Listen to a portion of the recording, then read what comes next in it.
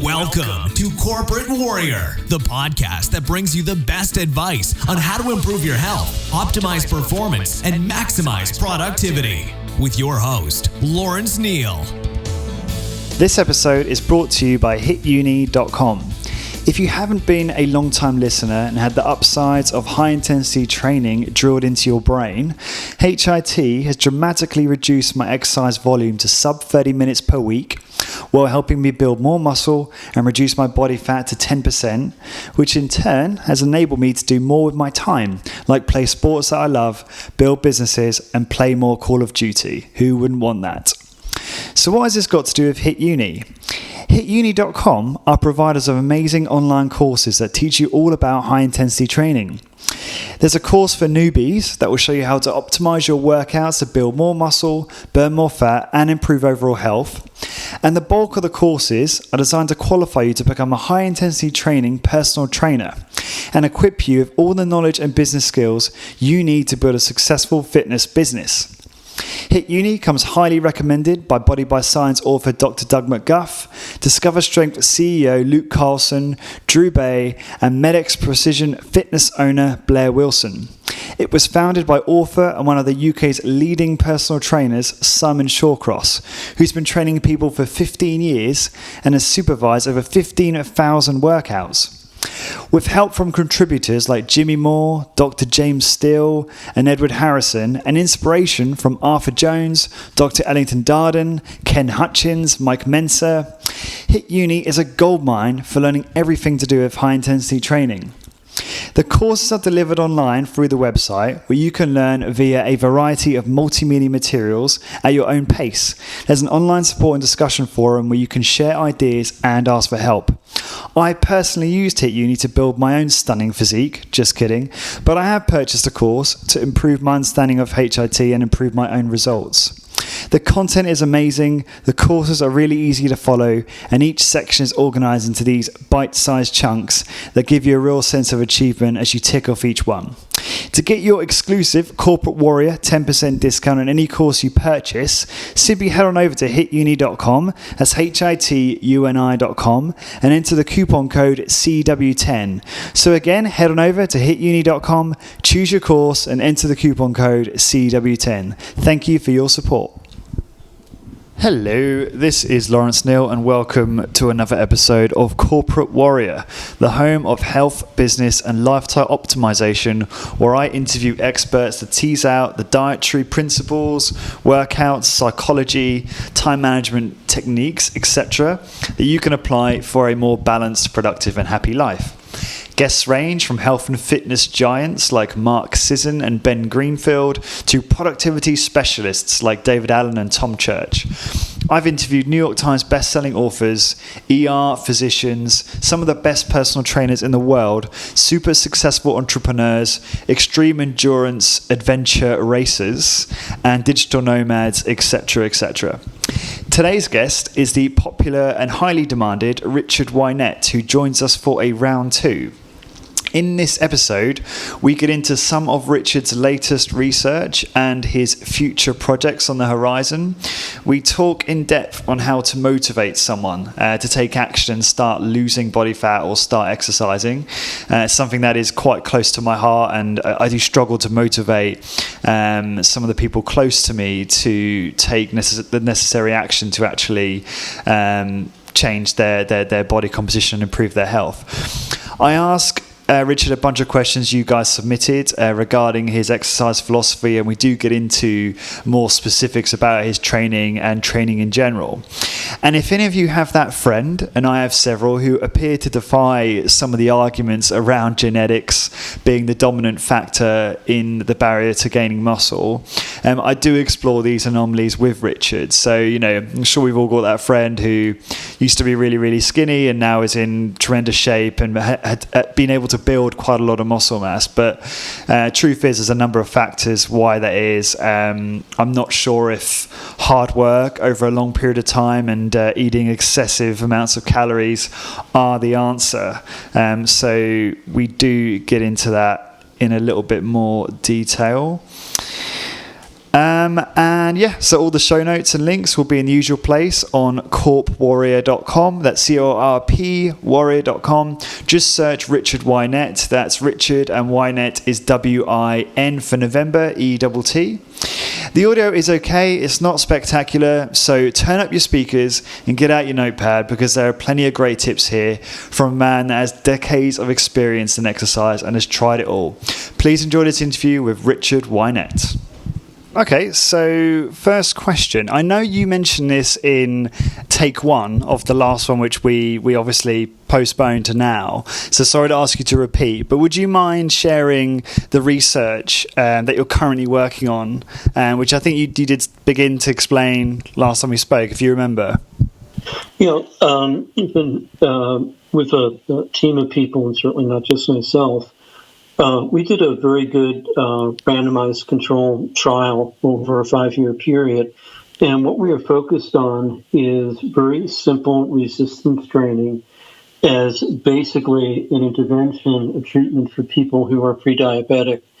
In our case, these were people aged 50 to 69, pre-diabetic, which is extremely common in the U.S. and also in the U.K., they're overweight to obese, not morbidly obese, previously inactive, central obesity. And the key part is, well, I guess there are a couple of key parts. One is there's an initial supervised phase where they're training twice a week. And the key is that it's not surprising they do well with that. We have a great lab gym set up, so it's no wonder they do well.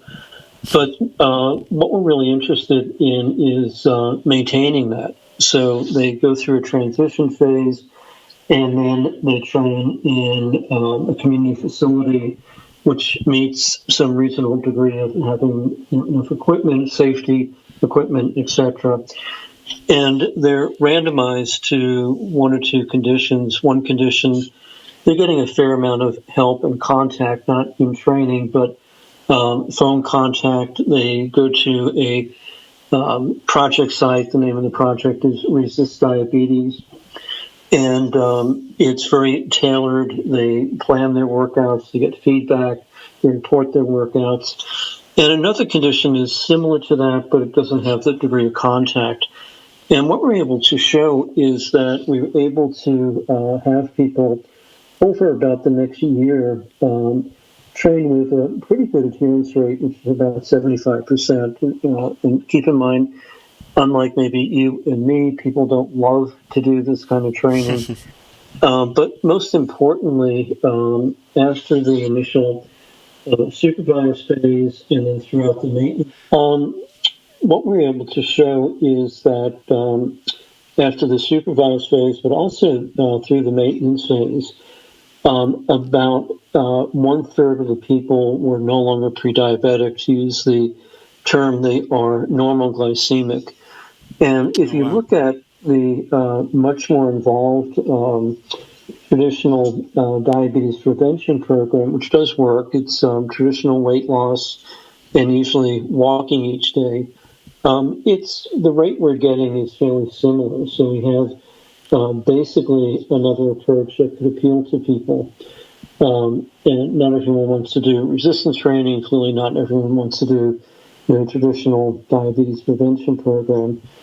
And what I'm working on now, and to be quite honest, I don't think I'd be doing this at this late stage in my career, is a translational research project where we're trying to finish a proposal with our largest health provider in the region and the area's Ys, the YMCAs, and really be able to deliver this program as you would in any condition, and see if we could produce the same kind of results. We've also expanded the age range a bit from 40, now it's 40 to 75, etc.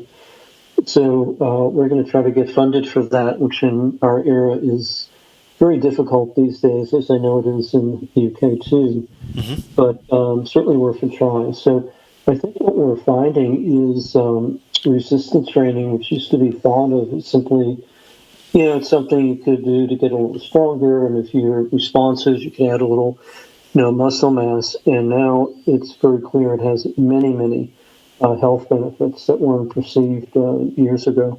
Fascinating. No, that is really interesting.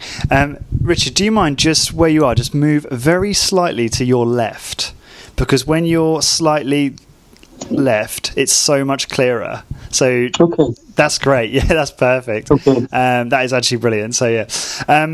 So is there? That's really interesting. So you alluded to some further studies you're going to be doing in that area. Maybe, yeah. It's subject to funding. So, what else would you like to, or have you that you can share? I suppose, because I appreciate a lot of this work can be quite confidential. Maybe. What else do you have in the pipeline, so to speak, in terms of research in this type of area? Basically, this is the pipeline, and I guess when I was younger, I always used to have several projects going on at once, which was good. And then what I got into was much more elaborate projects. And from frankly, a business model that has its good points and not so good points. The good points are if you're successful and get funded, you have a fantastic project and years to do it. The not so good thing is if you don't get funded, you don't have anything else going on.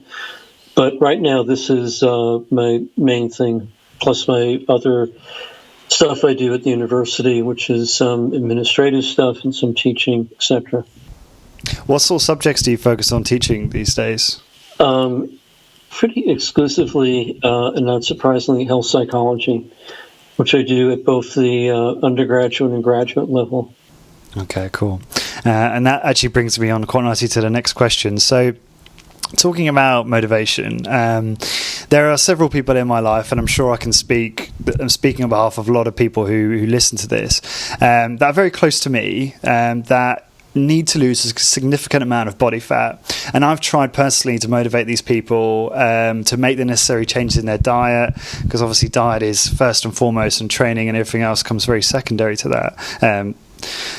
And this doesn't seem to work with these specific people. And I once read also that you can change, it can be quite effective to change one's environment. That can have a positive impact, which is difficult considering that they live quite far away from me. I can't name them, unfortunately. And other reading has also led me to think that perhaps I'm wasting my energy, and actually it comes down to self-advocacy. You have to want to do it yourself. What are your thoughts on this, and how have you found... what have you found most successful in motivating people, if anything? So maybe to try to address the question, and it's very simplistic what my answer is going to be, but in a number of projects and across that, we've been fairly successful in and it's really something that was inaugurated by one of my former students, Leslie Lutz, who's in Canada. And really, it's a small changes approach, which, as the name suggests, is let's start with something small that you could actually do, which you'd be willing to drop, one soda during the day and add one fruit, and literally building on that success. And it's not a one and done approach; it's being successful and adding to it over time. Likewise, we're thinking of something like resistance training, which really could be, the, beliefs about it and how long it takes and how dangerous it is, exist. And if you could start someone and have a really good trainer who shows them very, very gradually how to do things, obviously starts them at a level that they can actually succeed at, and show them exactly what to do and guide them through it, and pay attention to them, which very often you don't see trainers doing. We've been pretty successful with that, kind of approach. But it's fairly simplistic on the one hand. On the other hand, could be pretty hands-on. Okay, so kind of in summary, it's about, like, from a dietary point of view, it can be very small changes that amount to, I guess, a big change over time. Is that kind of what you're saying on that side? If you are adding to them, so we start with one soda, add one serving of, dropping a soda, add one fruit or vegetable. And I would say, is odd as it sounds, literally getting rid of 1 or 2 soft drinks a day, that in itself, from a sugar and calorie perspective, alone could make quite a difference. Yeah. But, adding to that over time and being very, persistent in realizing their setbacks and realizing that these are things that, again, you and I may find very easy, but clearly there are things in our own life that we find very difficult, and where the same kind of approach may be very helpful. So one of my difficulties, for example, is keeping a clear desk, which sounds for other people very simple. And it really is making sure each day that there's not a lot of, if you pardon it, crap on the desk, and if there is, throw it out. And if something's been there for probably more than a week, it means it probably isn't very important. Okay. Yeah, no, so I struggle with that also. Don't worry about swearing, by the way. You can, if you feel the need to swear, feel free on this podcast. Okay, that's good stuff. Okay, so I've got a few questions here. And this is more about, I guess, philosophy around exercise. There's a few here by Stuart Gilbert. And he asks, would a shift in the recommendations that we see from the typical 150 minutes per week of exercise, quote unquote exercise I should say, towards a more high intensity training or high intensity interval training approach paradigm help or hinder more public participation in exercise in general? It's obviously a question and issue where my usual response would be, of course, but I think there's a huge, caveat here, and the caveat for both certainly resistance training and also high intensity like interval training is there are very, very few long-term studies. So you'd have to say, well, what's the evidence base to go about changing this? And you could argue that most of the studies that underlie, for example, the physical activity guidelines in the UK and the US, they're epidemiological observational studies. But within those studies, there's very few people actually resistance training. There's some. So it's hard to draw conclusions. And there's virtually no one who does any interval training. So we know that if you look at those studies, the intensity is important. It's not just walking slowly, it's walking briskly. But if you said, so where are the, 2, 3, 4 year studies of resistance training and interval training? They don't exist. And while I don't think either activity is particularly dangerous, what's dangerous is doing nothing. But if you're really trying to go with the evidence, it simply is not there. I think it will, develop. And I think, to be honest, and maybe this is something that, I think it probably needs to be said, that let's say the people that you and I know and they train, etc., and they don't seem to get hurt, they seem to like it. And we really don't know when this is expanded to millions of people, and they're not getting proper supervision, for example, resistance training or interval training. What happens? We may even think walk interval training, which is seems to be very effective, particularly actually for people who are pre-diabetic, and seems to have some very positive effects on other health markers like, for example, blood pressure. And it's can you elaborate on that? So, did you say walk interval training? So is that like slow walking and then brisk walking, and is that what that is? Exactly. All right. And there's a lot of good studies in, I think, from Norway and particularly from Japan, which has done something on a more massive scale with that.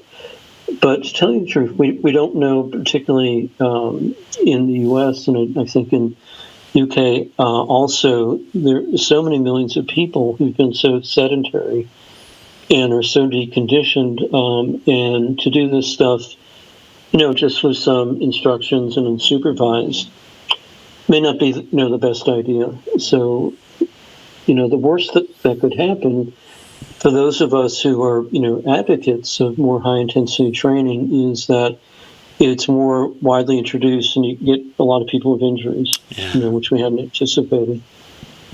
So, I on the one hand, frustrated with the guidelines, which actually most Americans don't adhere to anyway. And that's actually a very critical point, and one to make, which is very salient, which kind of gives us an idea of what really is going on. So I don't know if this is the case in the UK or other countries, but the data on the percent of adults who meet the most, basic guideline of 30 minutes a day of literally doing, any activity at any intensity, those data are typically derived from national health surveys and the self-reports. Okay. And the latest one from the Centers for Disease Control and Prevention, which just came out, indicates close to 50% of Americans reach that guideline. However, the few studies where there's been a segment of people in the National Health Survey where what's been done is simply have people wear a pedometer.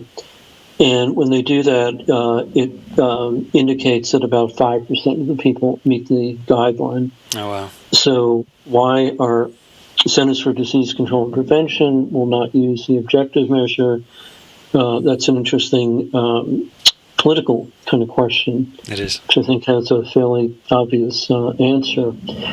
And likewise, when you ask people about strength or resistance training, which in the National Health Surveys, the way it was phrased, could mean almost anything, that looked like maybe 20-25% of adults.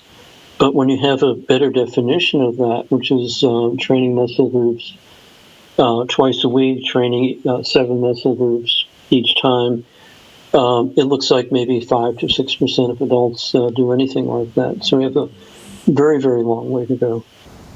That's very interesting. And just on that, Stuart has another question here. He says, exercise tends to be promoted as trends in the fitness media. Until recently, resistance training, high intensity training I should say be more specific and say high intensity training or high intensity interval training seem to be one of the main trends both in the magazines and online. He says now, however, there seems to be a bit of a backlash against it, and he reckons maybe the high intensity interval training trend is drawing to a close.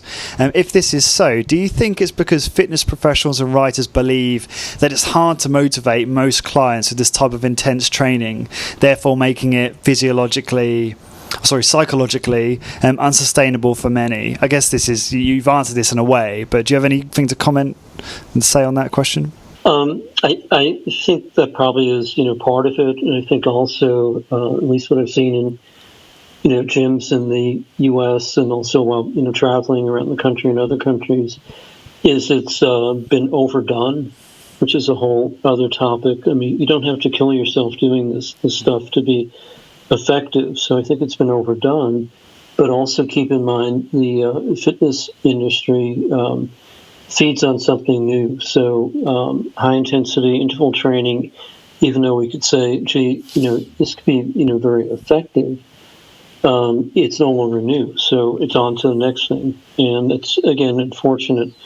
And it's similar with resistance training. We could say, the most simple approach works, and that's really supported by the science. But because it's so simple, it's not marketable. And it's very difficult to market something that, after all, is common sense. And once you learn how to do it, you can actually do it on your own. Good answer. So Bill De Simone has a question for you. Which is, I guess, more around training specifically and your training. What conclusions have you reached regarding sustainable training? I think one thing, and hello to Bill and to, also to Stuart, who have obviously met Bill and also corresponded with Stuart over now, I guess, many, many years. And it's something that actually I started to write about today, so very, very timely. Oh, great. And besides, the usual stuff, which I think Bill has been terrific at, actually, the form in which particular exercises, etc. One thing is that, really looking at reasonably, and I think it's a very important topic, the degree of intensity. So do I have to do, for example, 4 or 5 exercises, 1 set each, and the mark of a good workout is I collapse at the end, maybe have to call the emergency service to resuscitate myself, and can't do anything the rest of the day and need a week to recover. Yeah. Which, when you think about it, it's really not training. I don't know what it is. But at the same time, those of us say, well, I don't do that. I'm not, that crazy. Could overdo it so that it becomes hard to recover. A workout is not something that one looks forward to, but rather dreaded. And if you think about it, there's absolutely no reason, to do that. So, obviously with resistance training, the degree of effort on some upper body exercise is pretty easy. It's easy to train to failure and no big deal. And some of the lower body exercises, squats, leg presses, deadlifts, it's a whole other story. And I guess what we have to learn how to do, particularly for those of us who are zealots and really want to very consistently continue this, is to tone down the intensity a bit. With say something which maybe to the high intensity people is heretical. So take something like the squat, the hardest exercise you could do if it's done in really good form, if you're have a good repetition format, and don't stop at the top, so you're essentially doing a rest pause kind of variation. This is really hard stuff, particularly again the high repetition things. And one could say, well, I'm training in a rack, of course. I'm not, totally crazy. And I have, clamps on the bar, so not much is going to happen.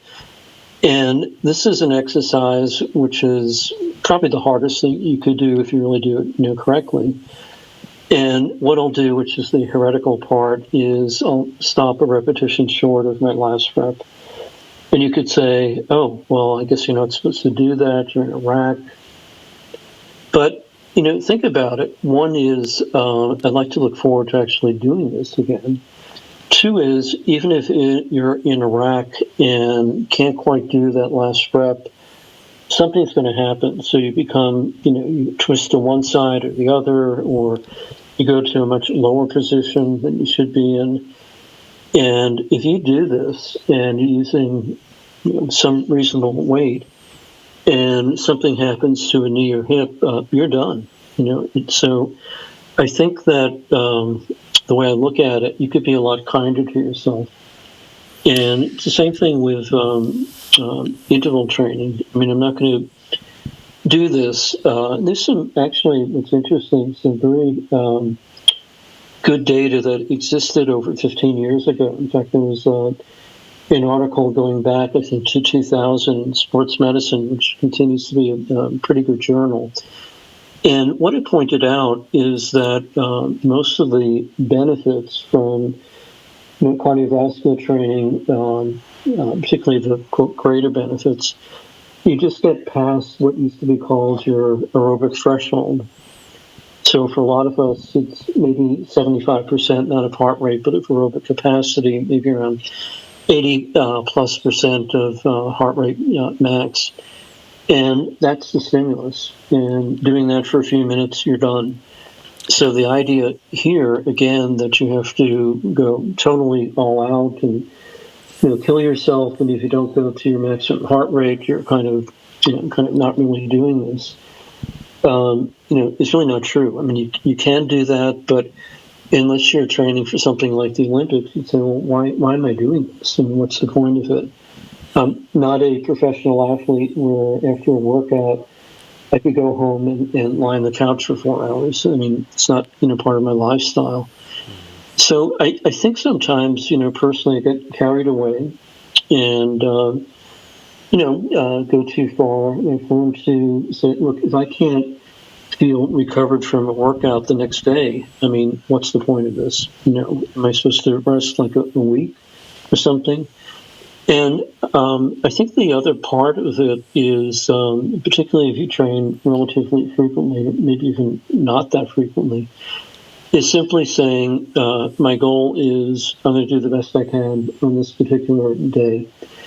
And some days you could, walk in the gym, you feel good, you feel that you're focused, and not much there, just not a, great day. But nevertheless, you could have a reasonable, kind of workout.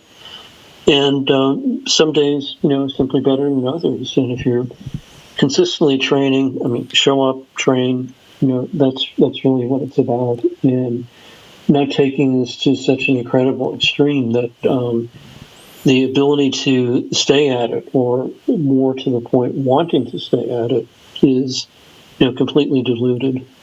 Okay, I appreciate what you're saying. I just wondered, because removing the topic of risk and safety, push that to a side for a second. A lot of the advocates of high intensity training believe that, and I don't know whether the science strictly supports this, that in order to actually recruit I think it's the type 2 fast twitch muscle fibers, you have to reach failure and then inroad in order to really trigger the most potent stimulus, and that anything less than that is not necessarily going to trigger as much hypertrophy and optimize that workout. Are you saying, in essence, that you disagree with that, and actually going to 80-90% of your, emptying your tank by that much is enough, and you'll still get great results? I think it's, let's take a, wild contrast, but going to complete failure, like on a curl, is, that's not hard. It's not really not, difficult, or, a seated row or something like that. And going to complete failure on a squat or deadlift, it's a whole other story. And if I could consistently, do that and show up, and maybe I'm only going to, 95%, but, looking around me, I'm working harder than anyone there at the gym, and that, probably is sufficient. The only way we've gotten to the idea of 100% is, unlike, let's say, with cardiovascular training, where you could simply, wear a heart rate monitor, for example. We really don't know what 85% is or 90%. Yeah. And again, with most exercises, it's very easy to train to the last good repetition, where I would define training to failure, which I think is important to define. That is, as soon as there is a change in my form for the concentric part repetition, I'm done. Mm-hmm. Because once you start with half reps, or getting assistance on a rep, or during rest pause, one is you've gotten out of a particular kind of format, and the ability to duplicate that the next time. If you're doing, let's say, 10 reps, and the 10th is the last in good form, and then you wait 3 seconds, and you do another rep, and you wait 5 seconds, et cetera, et cetera. The question is, well, how do you know next time that you were able to do yet another rep because you took more time, or you jerk the weight a little bit? So the idea of somehow I have to keep going with this, and frankly turn it into an agonizing session, just doesn't make sense. The other thing that is very related here, which I think Bill and Stuart and others would appreciate, is when you look at the same kind of protocol, so we're not talking about different protocols, and a high adherence rate, so people are showing up and actually training, what you get is a very wide variation of response. And there's very little evidence that somehow, if I tweak the stimulus a little bit, that if I'm, for example, not a great responder to strength, that somehow tweaking it, suddenly I'm going to be a great responder. And the same thing for hypertrophy. that if I'm, kind of a so-so responder for hypertrophy, that somehow if I make this a lot harder, that suddenly I'm going to, add 10 pounds of lean body mass over the next month or two. I mean, it's simply untrue. Mm-hmm. And I think, again, that's sort of a fabrication. The other thing that we found in our studies, and again, you could say, well, these were older adults, but actually it's the same thing with younger adults, that given the most simple protocol, are 12 exercises, one set each, and using DEXA scans, and just looking at a 3-month period when people are supervised and they show up for every workout, there's some men and women who are terrific responders and not changing their nutrition, not doing any other kinds of exercise. They gain maybe 8 or 9 kilograms, not pounds, 8 or 9 kilograms of lean body mass. But the average is about a kilogram, which has some health benefits, etc. And again, some more, some less. It's just a very wide variation. Yeah. And that particular kind of signature response is how we respond. That's,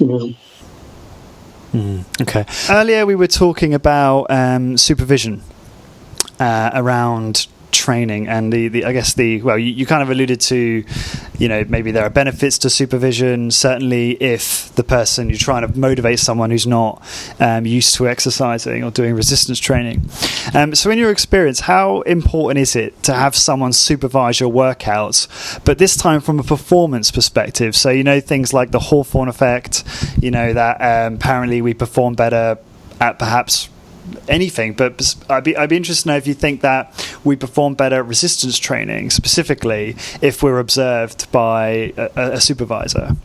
I think one, definitely in learning how to do this, correctly, and again, not even getting into what the trainer is doing, which sometimes is good, sometimes not very good, but clearly. This is not something that people should try to do, via trial and error learning, which is, and I do think, and it's often the case when I think about this. I personally would not like to train with anyone because I like to go, from exercise to exercise, and that's a whole thing, and not, talk, etc. But it would be, I know, for me, very helpful if someone was there and providing, feedback on form, which I think my form is great, but probably not. And that would be helpful. Plus, I agree with you, knowing that you're being observed and respecting the person who's observing you, and getting feedback is, in any kind of performance is extremely important.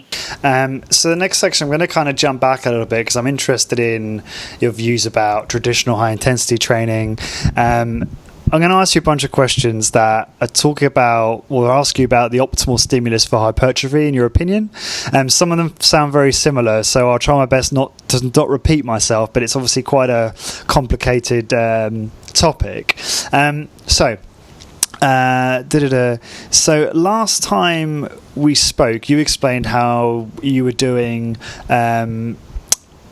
Explain how doing low repetition, high load squats and deadlifts could have seriously damaged your muscular and skeletal structures. When you used to do that way back, and at the time, I wondered how often were you training those specific movements, so the low repetition, high load squats and deadlifts, because if you were doing this type of work once a week like they advocate in high intensity training circles, or bi-weekly, would you still consider it dangerous because you're not subjecting the joints or the muscles or the skeleton to the same loads as frequently? Well, a couple of points of clarification. One, I think primarily from the early influence of Arthur Jones, his seminal figure, as we all know. I think very fortunately with squats and to an extent, deadlifts, I really never did very low repetitions. And I think if I did, because my neuromuscular ability was very, very good, I would have gotten colossally injured. Because my ability to use a lot of weight came very natural. That was, my mom was very strong, so I got very strong. My daughter's very strong. The grandkids are very strong. So I think I was really, protected from that. And I think if when I was doing sort of my last incarnation of quasi lifting from my late 40s into my late 50s, it was a routine that I liked. It was fun to do, which was a 3-way split routine. And again, the squat and deadlift were kind of once a week, as was every other movement. And that was an enjoyable way to train. I think, not sure physiologically it made all that great sense, but you always had a day off. But I think if, even within that format, at least for me, if I was doing very low repetitions, like the 5, 6, 7, 8 on squat and deadlift, I literally would have gotten crippled. I mean, I had after decades of deadlifting and heavy rows and using grips because I have small hands. Okay. Eventually, my elbows just literally gave out. I never had any back problems or anything like that. Okay. So, sorry. No, go on. I think the other thing to keep in mind, which has certainly been shown in our research, and I think you could see in other studies, and it's something really to think about, is that the ability to become stronger, which has obviously, besides the training, some real genetic factors, and the ability to add muscle mass, that's muscle hypertrophy. These are two rather distinct characteristics. So you could have people who are very good at adding lean body mass and not particularly strong, and vice versa. And the idea that to propel yourself forward and gaining more and more lean body mass, you have to keep adding more and more weight to the bar. It's simply not true. I mean, if you're a good responder for muscle hypertrophy, you're going to know that within the first few months of training. This is not like a secret, waiting to be revealed. And the part that's very interesting, which again, not to discourage people, is that when you look at the data, for example, from long study, and have enough people as we did, and including some other groups have, 150, 200 people in a study, and you're looking at them, and you could see that there's actually very little association between the ability to gain strength and the ability to gain lean body mass. So the idea that you have to keep constantly, if you want to get that 2 or 3 more kilograms of lean body mass, have to tremendously increase the weight that you're using in each exercise. It's simply not true. I mean, you may be able to do it, but don't necessarily expect to see a colossal change in lean body mass. It's not to discourage people. I mean, we all respond in our own particular way. So you mentioned you said there are some people that gain lean mass quite easily, but they're not necessarily very strong. How come you don't see really, like world's strongest man, like ectomorphs, if that's the case? Because they all are gigantic. They have huge necks, huge bodies. So how do you explain that? Well, I don't know what you weigh. I mean, I'm small. Oh, I'm pretty ectomorphic, yeah. And I'm sort of a combination ecto-meso. Mm-hmm.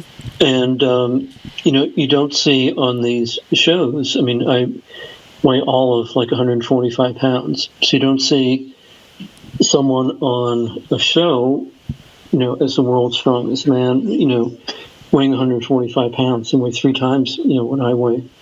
So, and again, I think to give you an idea, and it's casting modesty aside, with a trap bar, and this was I remember the day, it was because it was the day my daughter graduated from college, And what I was doing, training hard in the morning, I was supposed to drive up and meet her about 2.5 hours from where we live. That's a whole other question. And what I remember from that day, I did a great set of trap bar deadlifts, 8 reps, and about 3 times my body weight. Wow. So it's you're obviously strong, and if I weighed 350 pounds, you'd say, well, you're going to deadlift 1,000 pounds, but I'm only 145 pounds. So thinking of triple that, it's a lot, but not something that people are going to see on TV or anything like that. Okay, it's a relative strength, isn't it? Yeah, exactly. Okay. So last time we spoke, we also talked about your training protocol, but we were fairly high level. We didn't go into detail. Actually, before I go into that, because I'm just aware of time, there's a question I really do want to ask you, and I think might be quite interesting to the listeners. So I have a friend who used to be pretty skinny, but he's since packed on a lot of muscle over a sort of 5 to 8 year period. He follows kind of traditional high volume weight training, so he probably weight trains like, I don't know, 4, maybe 5 times a week. And I think, people I know are quick to use him as an example of how genetics can be overridden. All right. And I think a lot of ectomorphic people use examples like my friend to pursue big muscles in vain.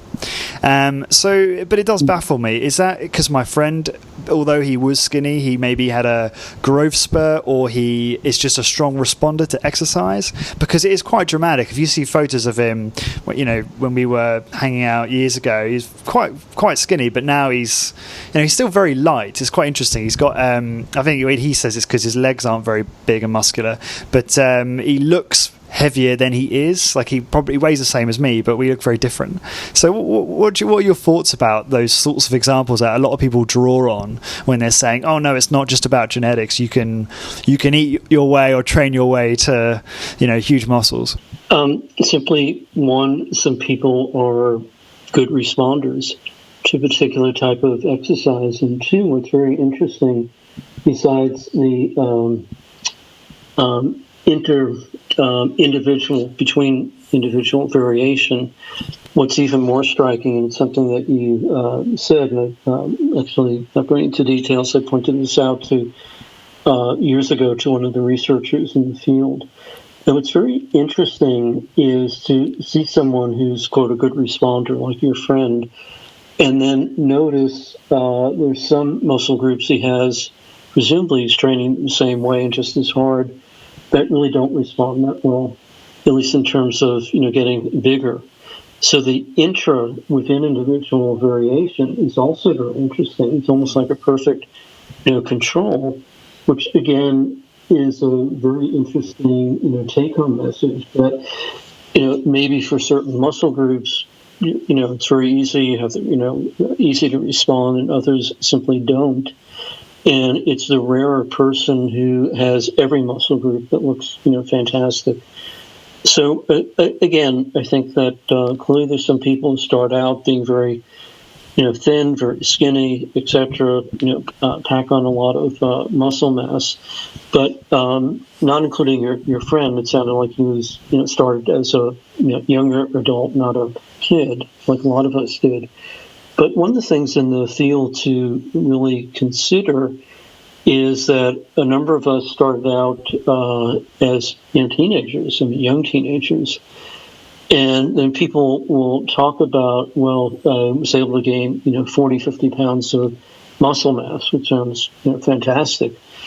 But a lot of people may mature late. So a lot of what you have to ask is, if you did nothing and simply matured. So I started training when I was 13 years old, and it was, very, very little. So suppose I did nothing until 18. Well, I would have gotten bigger, obviously not much bigger.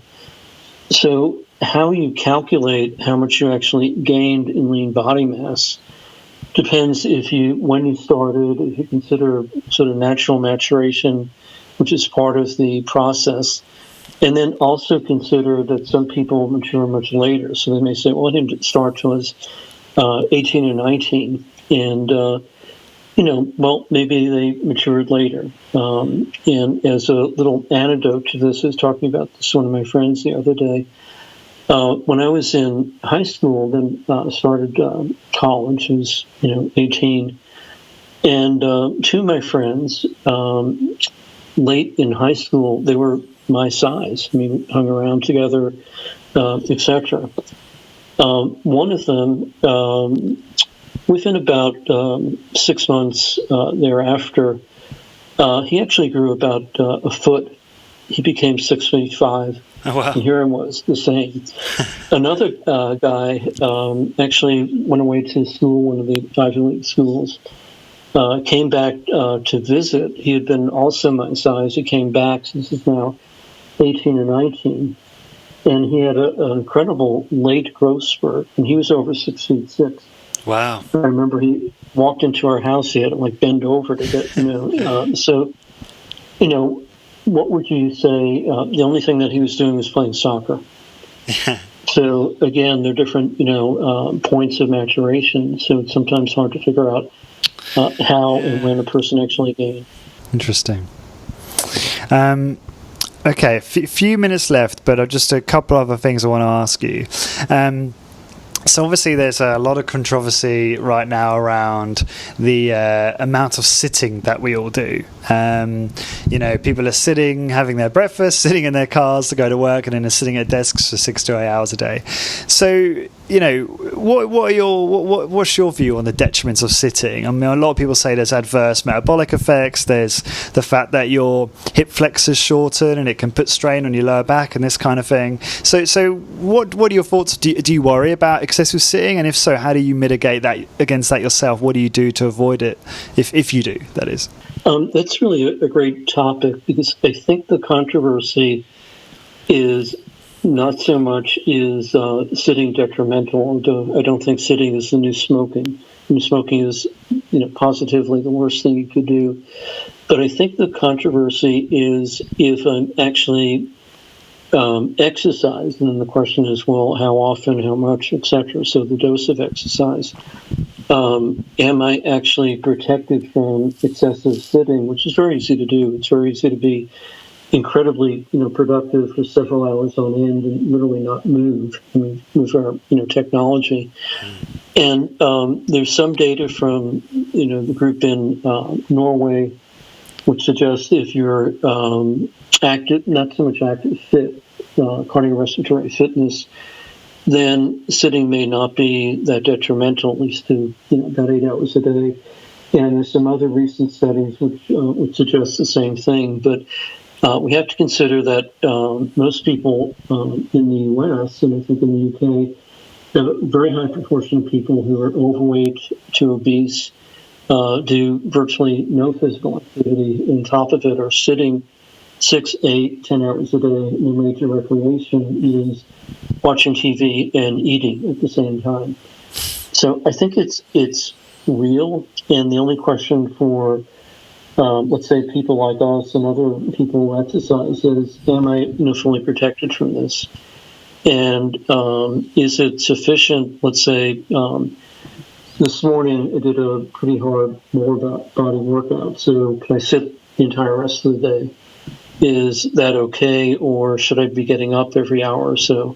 That's a great question. And to be honest, I would be quite sedentary outside of training if it wasn't for our dog.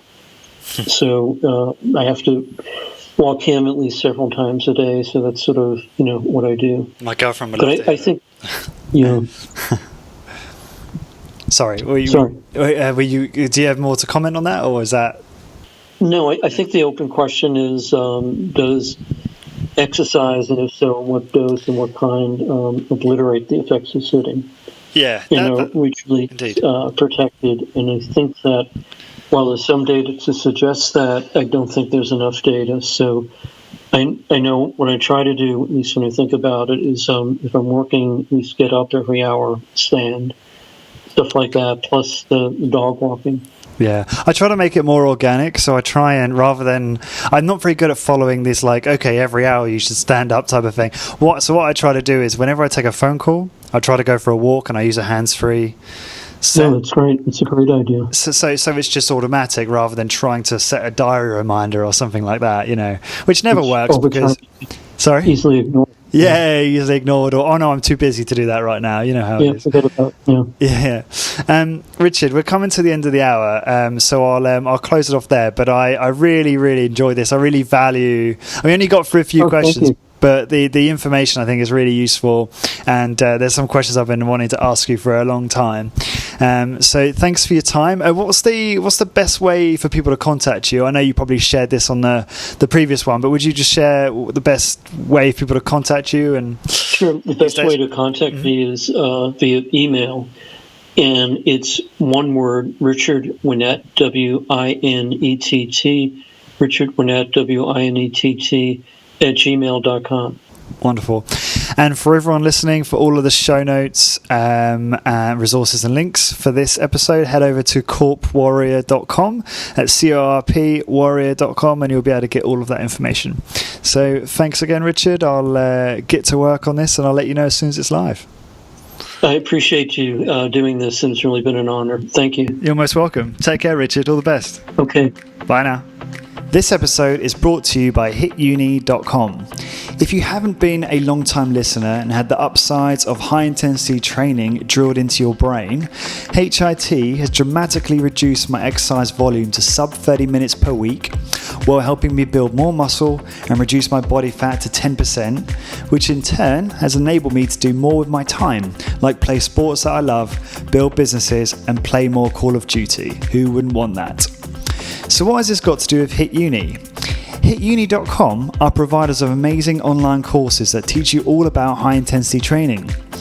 There's a course for newbies that will show you how to optimize your workouts to build more muscle, burn more fat, and improve overall health.